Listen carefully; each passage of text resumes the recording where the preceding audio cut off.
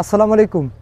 এই মুহূর্তে আছি ইসরাফিলের বাবার দোকানের সামনে। আপনাদের দানের টাকা ইসরাফিলের চিকিৎসা শেষে যেই টাকাটা থেকে গিয়েছিল 4,40,000 টাকায় যেই কর্মসংস্থানটা করে দেওয়া হয়েছে, এই পাশে দোকান আছে এবং এইটাই হলো ওর বাবা আগে যে ফেরি বিক্রি মানে ফেরি করে মালামাল বিক্রি করতে প্লাস্টিকের, তো ওনাকে একটা এই যে মানে অটো ভ্যান বানাই দেওয়া হয়েছে এবং এই যে মানে এইটাই করে ওর বাবা আর কি মানে মানুষের বাড়িতে বাড়িতে যাতে আর কি বিক্রি করতে পারে, সেই কারণে এই ব্যবস্থাটা করে দেওয়া হয়েছে যে উনি আসলে যাতে মানুষের বাড়িতে বাড়িতে সহজে যাইতে পারে। আগে যেরকম অনেক দেরি হইতো, অটো ভ্যান ছিল না, তো যাতে সহজে অনেক বাড়িতে বিক্রি করতে পারে সেই কারণে।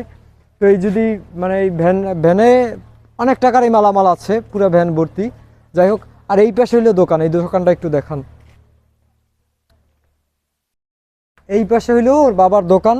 তো আসেন এদিকে দিকে দেখাইও, আসেন আপনি আসেন। এই হইলো দোকান, ঘুরে একটু দেখাও। তো আপনাদের দানের টাকায় আসলে একটা মানুষ কর্মসংস্থান পেল এবং সে তার পরিবার নিয়ে আসলে মানে এখন ভালো আছে। যে আজকে আসলে মানে গেল এক সপ্তাহ ধরে বন্যা নিয়ে কাজ করতেছি রেস্কিউ টিম হিসাবে এবং আহ, মানে খাবার দাবার আর কি ত্রাণ এগুলো নিয়ে কাজ করতেছি। তো ইসরাফিলের এলাকায় আসলে আজকে প্রায় 450-50টা পরিবারের জন্য খাবার দাবার নিয়ে আসছিলাম, কিন্তু ইসরাফিলের বাবা বলছে যে আমার কিছুর প্রয়োজন নাই, আমি এখন ভালো আছি। তো আপনাদের দানের টাকায় আপনাদের ভালোবাসায় আসলে এই পরিবারটা যে ভালো আছে এটা আসলে দেখতেও ভালো লাগে।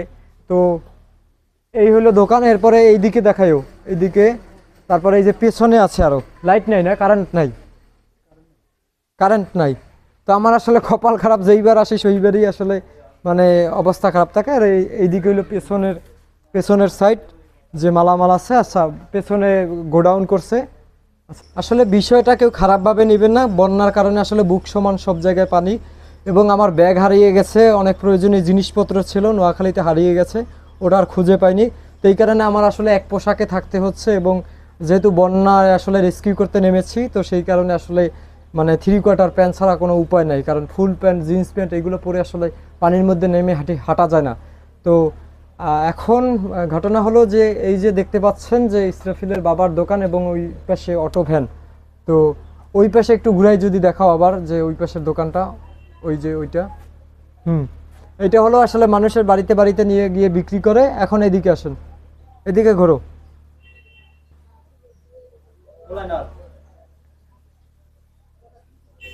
তো আসলে আপনারা যদি ইসরাফিলের জন্য সাহায্য না করতেন তাহলে এই পরিবারটা আসলে ঘুরে দাঁড়াতো না।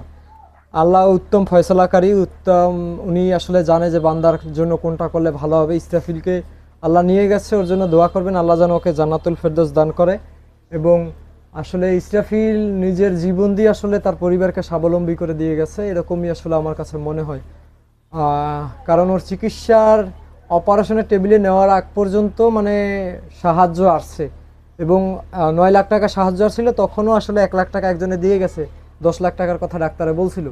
চিকিৎসা মানে আগে পিছিয়ে এরকম সব মিলে 10 লাখ টাকা খরচ হবে। যাই হোক, ইসরাফিল মারা গেছে, এখন বসে আছি ইসরাফিলের বাবার দোকানে। কর্মসংস্থানটা আপনাদের দানের টাকায় করে দেওয়া হয়েছে এবং 4,40,000 টাকা খরচ করা হয়েছে এবং এর থেকে বেশিও হয়তো বা মানে খুচরা হিসাবে এর থেকে বেশি হবে। তো ইসরাফিলের বাবা, আপনার এখন দোকান কেমন চলছে? আলহামদুলিল্লাহ মোটামুটি ভালোই। এখন একটু মানে কমারই, ওই যে বন্যা তো পানি গেছে বেশি, তো এখন একটু কম, হয়তো সামনের দিকে হয়তো। এখন আপনার এই যে আপনি আমারে ফোন করে বললেন যেদিনকে প্রথম দিন কেনা মানুষের বাড়িতে গেছেন অটো ভ্যান নিয়ে আপনার মালামাল বিক্রি করতে, বললেন যে 5,700 টাকা বিক্রি করছেন। তো এই ব্যতীত ওই দিনকে তো বিকেলেও দোকানটাও আপনি সম্ভবত খুলছিলেন, দোকানেও বেচা কিনা হয়েছে। হয়েছে। তো আপনার যে এখন এখন তো দেশ আসলে বন্যা কবলে পড়ে গেছে, সবার অবস্থাই খারাপ। তো আপনাদের মানে দেশ স্বাভাবিক থাকলে তো আনুমানিক প্রত্যেকদিন আপনি কত টাকা ইনকাম করতে পারবেন, মানে প্রত্যেকদিন কত টাকা বেচা কেনা করতে পারবেন? আমি মানে যেটা আশা করি যে আলহামদুলিল্লাহ, আমি মনে হয় যে বন্যা শেষ হইলে রোডঘাট শুকাইলে আমি অন্তত বাহিরে 5,000 টাকা, আর দোকানে হয়তো মনে করেন 3 হইতে 4,000 টাকা বেচা কিনা করা আচ্ছা, যাবে। প্রত্যেকদিন 7 থেকে 8,000 টাকা আপনার এই বিক্রি হবে। মানে এর ভিতরে হবে হবে, এবং কিছু সিজনাল সময় থাকে তখন তো আরো বেশি হবে। বেশি হবে। এটা তো তো আপনার পাওয়া যে যায় না। এখন এই 7,000 আর 8,000 টাকা বিক্রি করলে আপনার কি পরিমাণে প্রফিট থাকে, এতে কি আপনার সংসার চলে?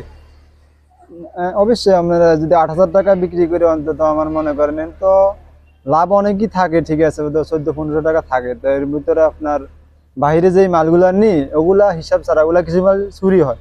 আচ্ছা আচ্ছা, চুরি হইলে মানে ওই জায়গার দিকে মনে করেন 2-3 তাও টাকা দেখা যায় manage- 1,000 টাকা আপনার থাকে। হ্যাঁ এরকম। তো আলহামদুলিল্লাহ এখন সকলের দোয়ায় আল্লাহ পাকের ইচ্ছায় এখন তো মনে হয় ভালো আছেন পরিবার নিয়ে। আলহামদুলিল্লাহ এখন অনেক ভালো আছি, সবার দোয়া, অনেক সবার দোয়া, ইনশাল্লাহ ভালোই আছি আমি। আচ্ছা, এখন আপনার যে আপনার দোকানে কত রকমের আইটেম আছে আনুমানিক? আইটেম আমার দোকানে মনে করেন যে সব আইটেমে আছে। আর আমি আবার এই যে ইতিমধ্যে আপনার ওই যে কেসিন জ্যাকগুলো হ্যাঁ, উঠাইছি। আমি তো শুনছি যে মানে আপনি মালামাল বিক্রি করে আবার নতুন করে মালামাল হ্যাঁ তুলছেন। হ্যাঁ, আমি এই কত যে- টাকার বিক্রি করছিলেন আনুমানিক সব মিলাইয়া? সব মিলে আমি এই যে মানে ফানির বন্যার ভিতরে মনে করেন প্রায় 50-এর হচ্ছে বিক্রি করছি। 50,000 টাকার মতো বিক্রি করছেন। মানে আমার পরে কয় টাকার মালামাল উঠাইছেন? হ্যাঁ, আপনার পরও আমি এই যে কেসিন জ্যাকগুলা এগুলা প্রায় 30,000 টাকার মানে মাল উঠেছি। 30,000 টাকার। তো এখন আপনার দোকানে মোটামুটি সবকিছুই আছে? হ্যাঁ, এখন মোটামুটি সবকিছু দোকানে আছে। আশেপাশ থেকে কি কাস্টমার আসে আপনার দোকানে? আছে কিছু আছে। এই বাজারে কি একটাই দোকান আপনার শুধু? এই বাজার আছে একটাই, একদম। তো আমি একটু ভিতরে দোকান পাইতেছি না বাজারে, রহমান মাছ সেন্টারে, মানে সেই মধ্যে এত বড় দোকান পাইতেছি না। এই জন্য আমি একটু বেসাইড তো মানুষ একটু দেখবো জানবো, তারপরে তো একটু ভালো আচ্ছা, আরো বেচা ওইটা কিনা হবে। সুযোগ সুবিধা বুঝে আপনি আপনার প্লেস মতো ঠিক আছে আপনার করে নেবেন। তবে দোকান আপনার যে দোকান সাজানো খুব ভালো হয়েছে। আর এরপরে যদি আমি বলি যে আপনারা অনেকেই জানেন যে আমার গেল সপ্তাহে অপারেশন হয়েছে। তখন আসলে আমার পকেটে মানে আমার পকেটের অবস্থাই খারাপ ছিল বলতে গেলে। তো আমি বেশ কিছুদিন ধরে অসুস্থ ছিলাম। তখন আসলে দেশ লকডাউন, এটিএম বুথেও টাকা নাই, ব্যাংকেও গিয়ে টাকা পাওয়া যায় না। তখন আমার অপারেশনের সময় ইসরাফিলের বাবা নিজে 20,000 টাকা পাঠাই আমার ফোন দিছে যে ভাই এখন তো দেশের খারাপ পরিস্থিতি, আপনার হাতে টাকা পয়সা আছে কিনা আমি জানি না, আমি আপনার জন্য 20,000 টাকা পাঠাইছি। তো এই জিনিসটা আসলে আমি এই অল্প বয়সে অনেক মানুষের চিকিৎসা করেছি, হয়তোবা অনেক মানুষের থেকে ভালোবাসা পাইছি, কিন্তু বিষয়টা হলো কি মানে যাদের আসলে চিকিৎসা করাইছি তাদের পরিবার থেকে মানে তার টাকাটা আমি ফেরত দিয়ে দেবো অবশ্যই, কিন্তু মানে অনেক মানুষের অনেক পরিবারের পাশে দাঁড়াইছি, অনেক মানুষকে জীবনে স্বাবলম্বী করছি। তো মানে এই ফিডব্যাকটা কখনো কারো থেকে আসলে ওইভাবে আমি পাওয়ার সৌভাগ্য হয় না, এটাই ফার্স্ট।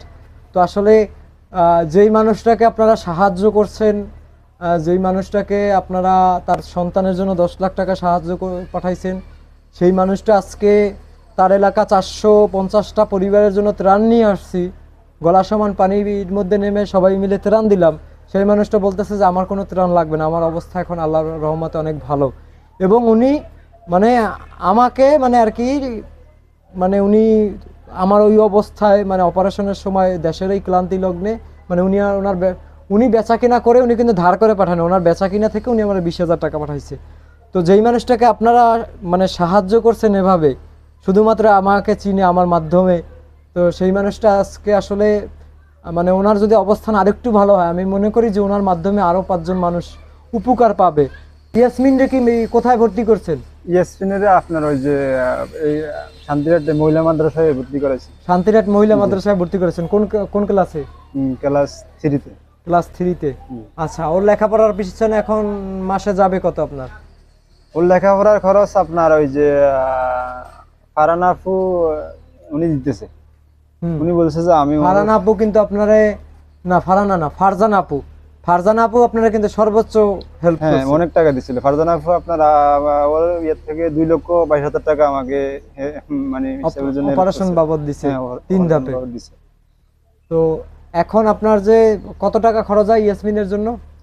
ইয়াসমিনের জন্য আপনার ওই যে গাড়ি ভাড়া, ওর ভাত খাওয়ার খরচ, আর মাসিক বেতন টোটাল মনে করেন যে আপনার 3,000-3,500 টাকা ওর মানে এখন বর্তমানে খরচ। আচ্ছা, এটা তো আপনি বহন করতে পারতেছেন অ্যাভেলেবেল। ইনশাল্লাহ পাইতেছি এখন। আর আপনার যে এর পাশাপাশি মানে আমার একটা রিকোয়েস্ট, আপনার মেয়ে বাকি আপনার জন্য বাকি আপনার ওই আপনার ওয়াইফের জন্য আ- আপনার কখনো খারাপ সময় আসলে সেটা যেন মোকাবেলা করতে পারেন, এইরকম একটা প্রস্তুতি কিন্তু রাখবেন।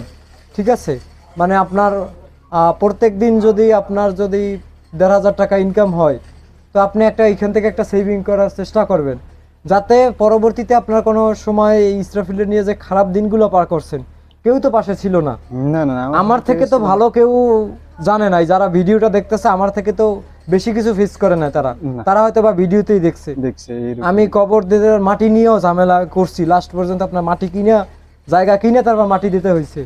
তো এই জিনিসটা সবসময় মনে রাখবেন যে আসলে আপনার বউ বাচ্চা ছাড়া আপনার এপার ওপারে কেউ নাই।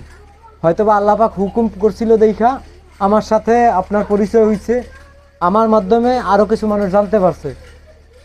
ঠিক আছে, বারবার কিন্তু আপনার যে এরপরে যেন আপনাদের কোনো পরিবারের অসুখ বিসুখ কোনো সমস্যা তৈরি হলে আপনার মেয়েটা বিয়ে দিতে হবে, আর 10 বছর পর তো মেয়ে বিয়ে দেবেন, 10-12 বছর। জি তো তখন যেন আর আসলে আপনার নিজের টাকা, আপনার জমানো টাকায় যেন সব কিছু করতে পারেন। অবশ্যই, আমি তো চেষ্টা মানে এটা তো অবশ্যই করবো, ঠিক আছে। চেষ্টা তো আমি তো অনেক মানে সবসময় চেষ্টা করবো এটা। হয়তো প্রথমে এখন আমি কিছু ঋণী আছি, তো ওই টাকাটা মানে আপনার উপর কিন্তু আমার ভরসা আছে বলে আমি কিন্তু এই জিনিসগুলো আপনারা করে দিছি।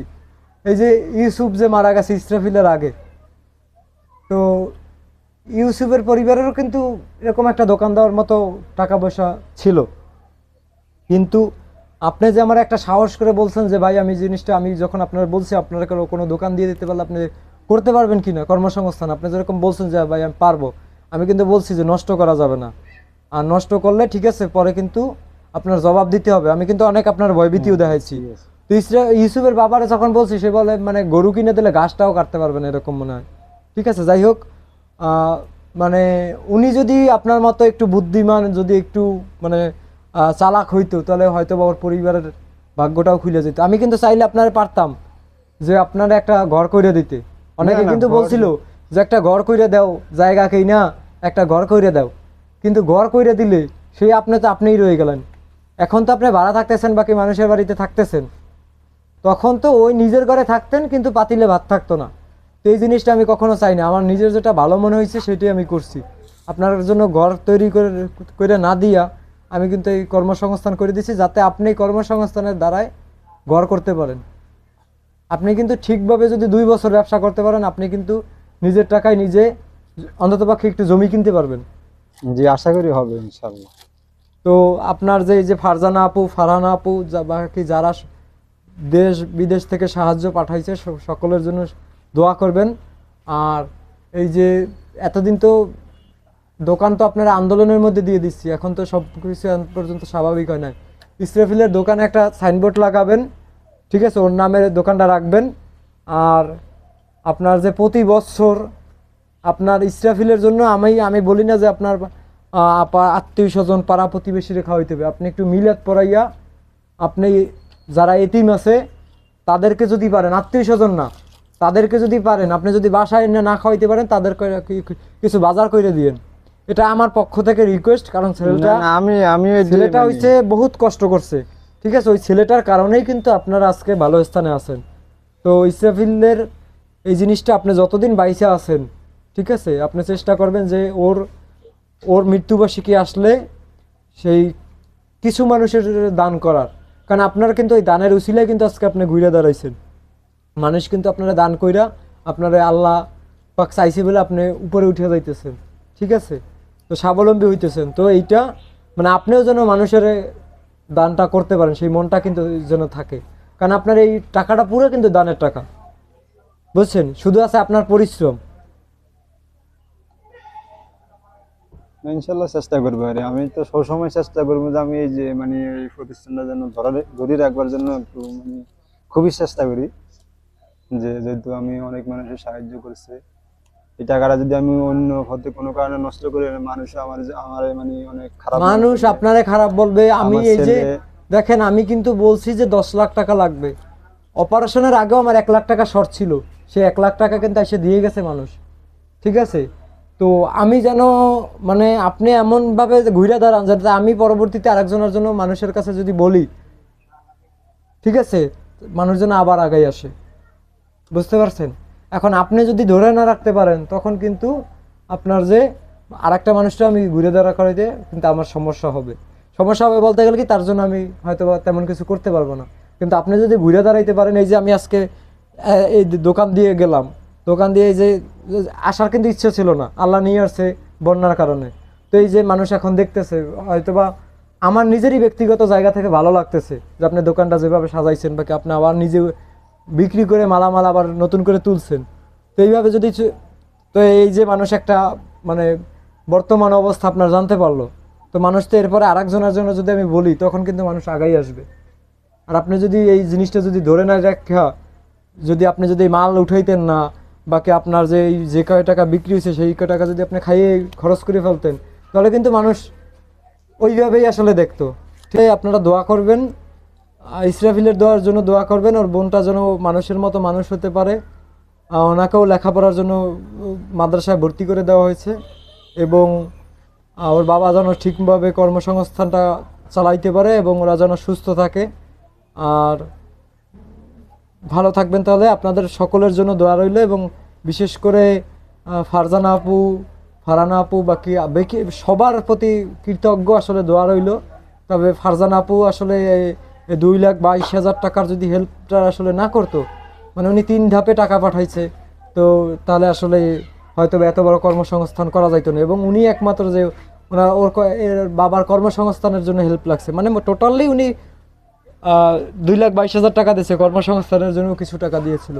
যাই হোক, ভালো থাকবেন, আসসালামু আলাইকুম।